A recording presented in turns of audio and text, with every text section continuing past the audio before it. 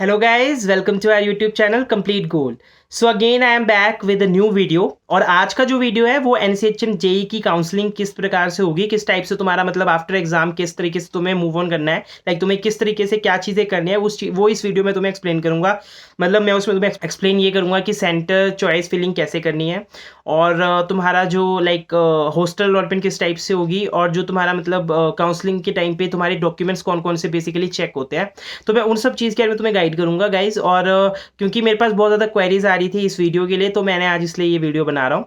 तो guys please अगर तुम पहली बार हमारे चैनल पे आए हो प्लीज़ सब्सक्राइब करो यार। और guys thank you so much यार, 900 से ज़्यादा सब्सक्राइबर हमारे हो चुके हैं, and you guys are really very very awesome. I don't have those words to say thank you to you guys because you guys are supporting us very much and I am really happy and thank you so much.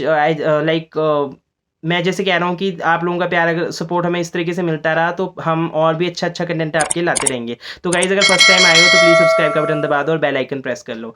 चलो guys तो शुरू करते हैं आज का video. यार देखो simple बात मैं तुम्हें एक्सप्लेन करने वाला हूँ एनसीएचएम सिटी काउंसलिंग के बारे में। उससे पहले मैं तुम्हें थोड़ा सा मोटिवेट कर दूँ। 10th ऑफ अगस्त को तुम लोगों का एग्जाम है यार गाइज। मुझे पता है तुम लोग बहुत स्ट्रेस्ड होंगे। पहले तो डेट्स ही नहीं आ रही थी, तो डेट्स की वजह से तुम लोग पहले ही बहुत स्ट्रेस में थे कि डेट कब आएगी डेट कब आएगी। और जब डेट आई है तो डेट भी मैं लाइक सीबीएसई का रिजल्ट आते ही 10 डेज़ के बाद उन्होंने एग्जाम कंडक्ट करना शुरू कर दिया। तो मतलब बेसिकली ये है कि तुम लोग अभी बहुत स्ट्रेस में होंगे, आई कैन अंडरस्टैंड, बट यार काम रहो, कूल रहो, कोई भी नई चीज़ में मत पढ़ो। अब अगर तुम्हें कोई चीज़ नहीं आती ना यार, उस चीज़ को छोड़ दो प्लीज़ गाइज। अगर तुम इस टाइम पे किसी नई चीज़ में जाओगे तुम डीमोटिवेट हो जाओगे। तो गाइज प्लीज़ अगर जो चीज़ तुम्हें आती है प्लीज़ उसी पर भी फोकस करो। अगर तुम्हें पेपर में हो सकता है ये कोई जो टॉपिक तुम्हें शायद नहीं भी आता हो वो बहुत ही ईजी आए, तो हो सकता है वो पेपर में तुम्हारे को उसको करने में सॉल्व करने में कोई प्रॉब्लम नहीं आएगी। तो प्लीज़ गाइज चिल रहो, काम रहो, पेपर पे फोकस करो और ध्यान से पेपर को करना, ज़्यादा वो मत करना। बाकी एनसीएचएम सीटी का जो एग्जाम की प्रिपरेशन जो टेक्निक्स थी, मतलब जो तुम कर सकते हो पेपर कैसे अटैम्प्ट करना है, उसके बारे में मैंने एक वीडियो जरूर बना रखा है हमारे चैनल पे है वो, और मैं इस पर लिंक भी डिस्क्रिप्शन में डाल दूंगा। तो प्लीज़ उस वीडियो को भी यार देख लेना एक बार। और बाकी अब मैं शुरू करता हूँ। जैसे कि मतलब क्या होगा, जैसे तुम लोग एग्जाम दोगे ना, तुम्हारा 10th को एग्जाम है, उसके बाद क्या होगा, एनसीएचएम और एनटीए के पास तो तुम्हारा रिजल्ट यार मतलब शाम को ही आ जाएगा because it's an online exam. But तुम्हारा रिजल्ट वो एकदम से पब्लिश नहीं करने वाले। जो लास्ट ईयर सिनेरियो था, मतलब लास्ट ईयर जो सिनेरियो होता था कि एग्जाम होने के बाद क्या करते थे वो लोग, पेपर होने के बाद ना वो लोग तुम्हारा आंसर शीट रिलीज करते थे। तो तुम लोग अपना मतलब तुम्हें एक लिंक दे देते थे वो लोग, उसमें तुम जाके अपनी आंसर्स चेक करते थे कौन सा गलत है कौन सा सही है, ठीक है। अब होता क्या है ना, वो ये इसलिए करते थे ताकि एक ट्रांसपेरेंसी बन सके। ट्रांसपेरेंसी से मेरा क्या मतलब है, फॉर एग्जाम्पल हो सकता है कि एनसीएचएम से भी कोई मिस्टेक हो जाए कोई क्वेश्चन को आंसर करने में।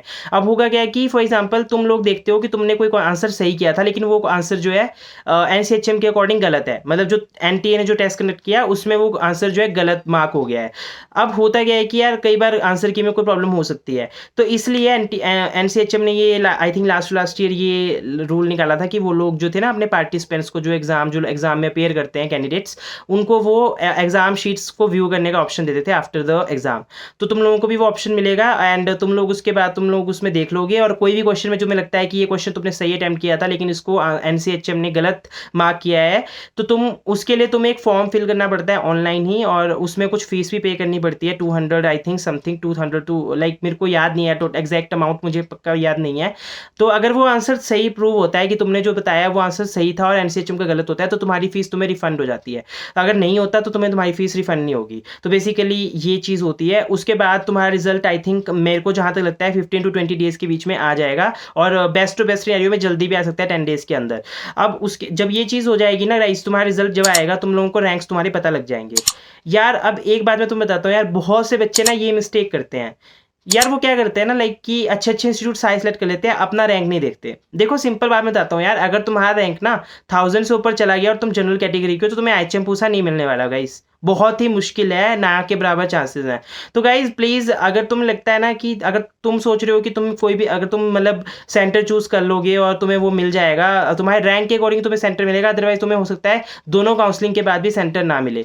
तो ऐसा मत करना गाइज। अगर तुम्हें सच में करना है और अपना ईयर वेस्ट नहीं करना है तो प्लीज़, और अगर तुम ऐसा ना हो ना कि तुम आईएचएम पूसे पीछे भागते रहो और उसके चक्कर में सेकंड बेस्ट इंस्टीट्यूट तुम्हारे हाथ से निकल जाए, तो ऐसा भी नहीं होना चाहिए ना। तो क्योंकि क्या होगा, अगर तुम लोग नहीं भरोगे तो कोई और बच्चा उसको भर लेगा और वो सीट सीट अपनी रिजर्व कर लेगा। तुम लोग अगर सीट नहीं रिजर्व करोगे तो भाई होगा क्या कि वो सीट किसी और बच्चे को दे देंगे, और बाद में तुम क्या करोगे कि या तो तुम्हारे पास यही ऑप्शन रहेगा कि तुम फिर थर्ड बैच के पास जाओ या फोर्थ बैच के पास जाओ।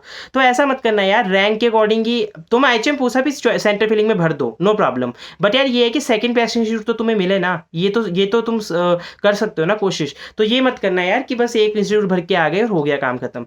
अब मैं अपनी अपनी स्टोरी अगर तुम्हें बताऊं ना, तो जब मैंने 2017 में एग्जाम दिया था, मेरा 1105 रैंक आया था, ऑफलाइन एग्जाम होता था।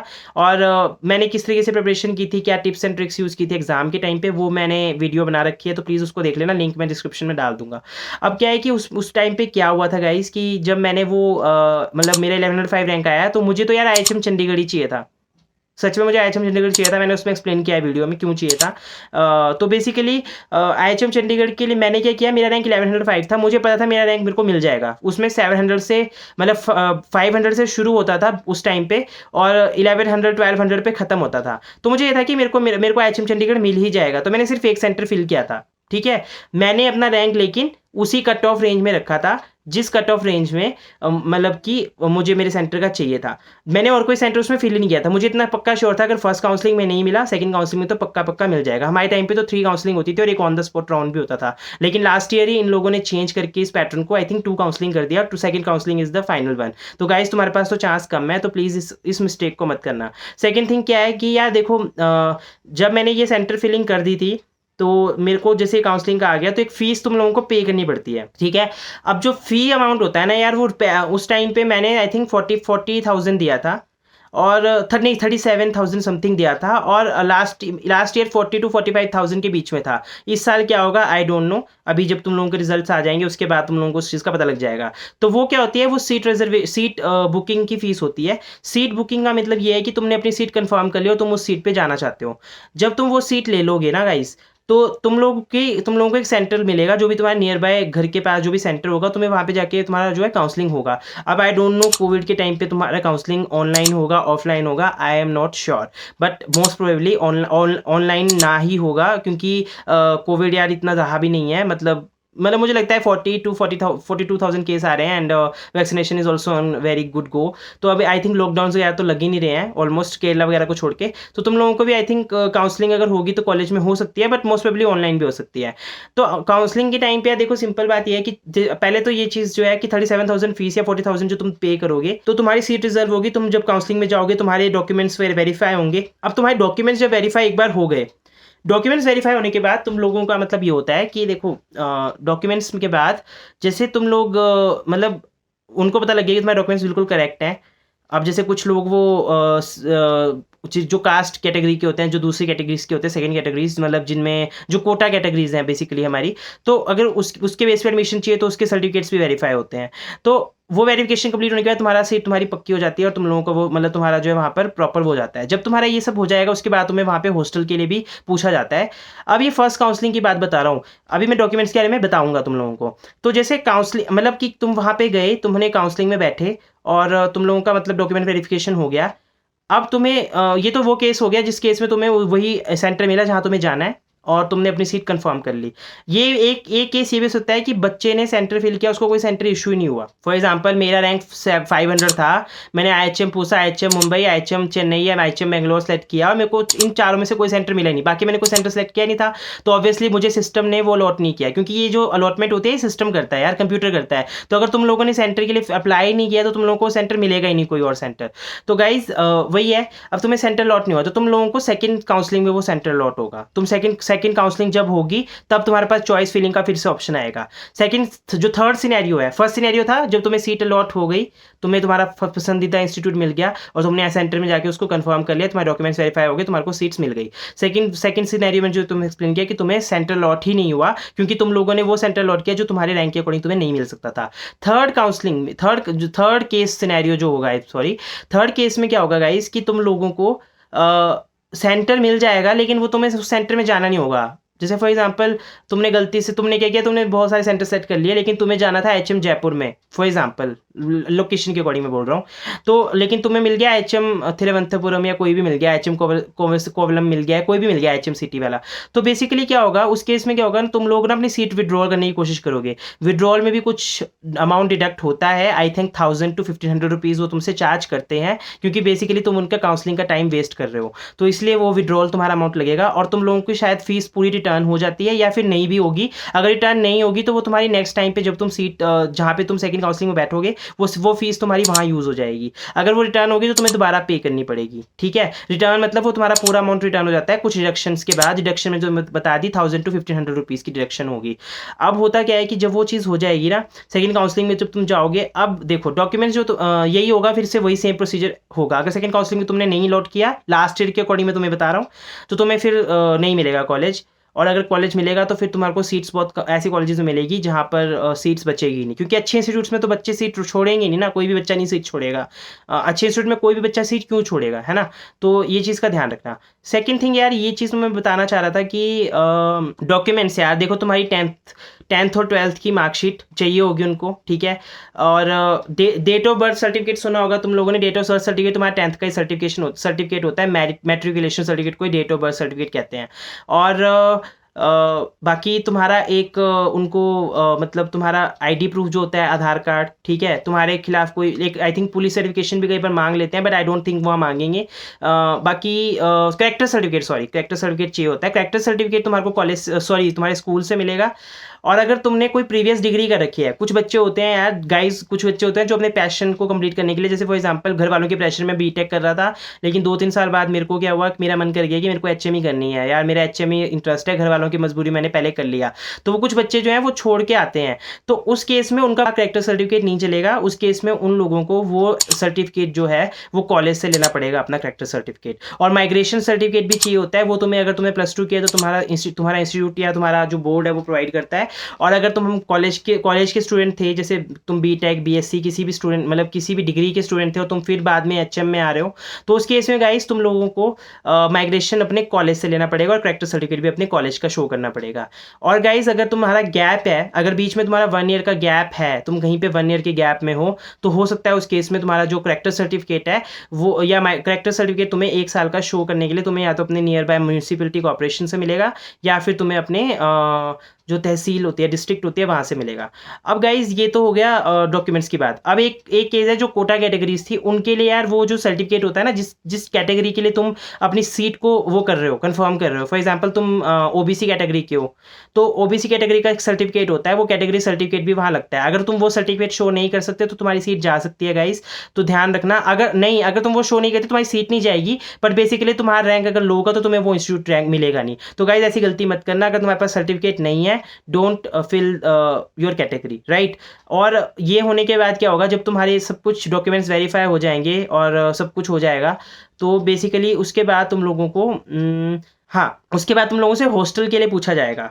हॉस्टल के लिए क्या होगा, वहाँ पे एक मतलब वहाँ पे पूछेंगे तुम्हें कि तुम्हें हॉस्टल चाहिए। अगर ऑनलाइन होगा तो ऑनलाइन पूछ लेंगे। ऑनलाइन में तुम्हारे को शायद फिलिंग के लिए एक वो फॉर्म दे देंगे कि तो फिल करके बता दो कि तुम्हें चाहिए या नहीं चाहिए। अब तुम येस और नो करके बता दोगे उनको। अब क्या होगा, जिस बेसिस पे फॉर एग्जांपल जिन जिन बच्चों ने येस बोला है उन बच्चों का रैंक काउंट होगा। हाँ गाइस, रैंक भी अब एनसीएचएमसीटी रिलीज करने लग गई है हॉस्टल की लिस्ट का। तो हॉस्टल जो अलॉट करेगी वो एनसीएचएमसीटी ही करेगी, और उस केस में क्या होगा, वो तुम्हें रैंक के अकॉर्डिंग तुम्हें हॉस्टल अलॉट करेंगे, ठीक है। तो फॉर एग्जांपल उसमें फिर रिजर्व कैटेगरीज भी होती हैं। तो रिजर्व कैटेगरीज के लिए जो कोटा कैटेगरीज हैं, उन लोगों के लिए जो है तुम उन लोगों के लिए वो कैटेगरीज को अलग हॉस्टल जो सीट्स उसी हिसाब से अलॉट होगी, और वो भी रैंक वाइज होगी।